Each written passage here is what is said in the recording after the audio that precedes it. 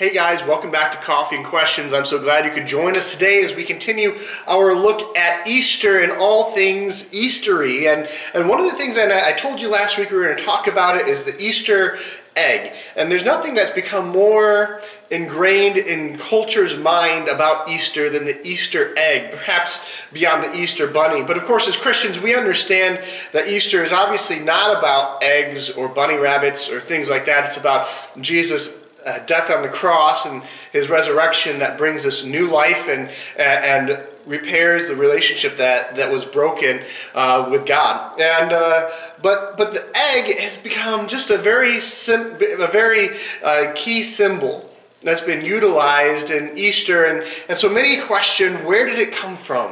Where does it come from? I mean, I can think back to Easter, and one of the things that I think about a lot is the Easter egg hunts that my grandma would put on for us grandkids. And even now when I go to Easter on that side of the family, now my aunt puts on an Easter egg hunt for my kids, and then she puts on another one for us who are adults. So we still get Easter egg hunts even as adults on that side of the family. And so the Easter egg has just become a part of Easter celebration. But why?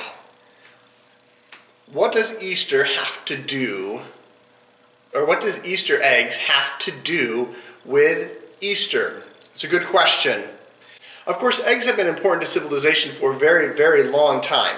We can go back to very early times in human history and look to see how we as a culture utilized eggs, even as hunter-gatherers, and how we would steal ostrich eggs and break them open, make an omelet out of what's inside, and then we'd carry them around and use them as a water jar, basically, a canteen through the bush. And even now, tribesmen in Africa still will utilize these eggs, and back then we began decorating eggs. Even way back then, they were carving in them and dyeing the eggs very early on, and so eggs have just been important through civilization. I don't know when the chicken was first domesticated, but the egg has been an important food source for us, and it's always been kind of symbolic. And so the egg reaches back past Christianity and the fact that it's been a symbol for life and rebirth for a very long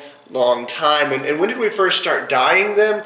Well, I said ostrich eggs got dyed, but they were kind of being used as a canteen, so it was kind of a different circumstance. There's some indication that in the Ukraine they were dyeing eggs before Christianity. Now, what we do know for Christianity's side, very early on, Christians began utilizing the egg in the celebration of Easter. Where it seems to have started was in the Mesopotamian community, and they would take an egg and they would take it and they would dye it red to symbolize Jesus' blood. And the egg became a picture of the new life that was found in Jesus Christ, and also a picture of the empty tomb. And so they would dye it red and utilize it as a picture and a symbol of Jesus' death and his resurrection. And this supposedly went up through Russia and came around to Europe eventually, and we began dyeing our eggs. And then the other thing that happened was, at some point in time, Lent began. And I'm going to talk about Lent next week and what it is and what its purpose was. But one of the restrictions that was given for Lent was that they couldn't eat eggs. And so for this 40-day period prior to Easter, leading up to Easter, they could not eat eggs. But eggs were of incredible importance to them. It was one of their main it was a big food source for them.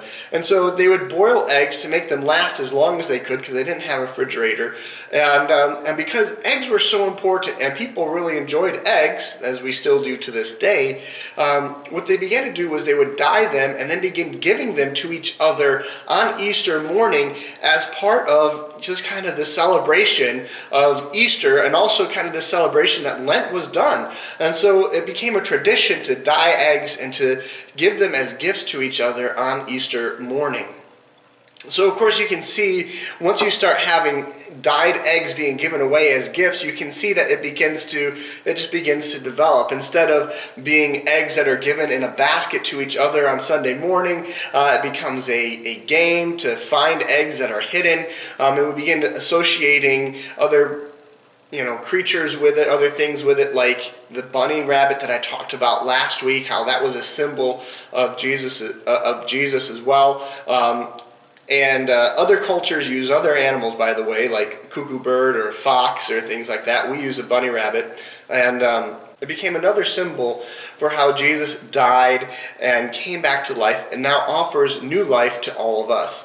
So that is the basis of where Easter eggs come from, why that tradition started and where it began from. It is not something from another religion that we specifically stole. The egg was a symbol of life and rebirth prior to Christianity. That does not mean it fails as a symbol for the new life that Jesus gives to us. In fact, it's still a good symbol of how Jesus died, he was buried in a tomb, and he comes back and he offers new life to each one of us. And so, again, as you celebrate Easter, whether it's the Easter bunny or the Easter eggs, whether you utilize them or not is completely up to you. The question is, where is the focus at? If the focus is solely on Easter eggs and the candy that they have inside of them and things like that, then we've missed the point of Easter. If it's fully on celebrating spring and the rebirth of the world, then we missed the point of Easter. The point of Easter is new life found in Jesus Christ, who alone can heal our broken connection with God, who alone can give us the new life that he promised. All right, thanks for hanging out, guys, and I hope to see you again next week. Thanks.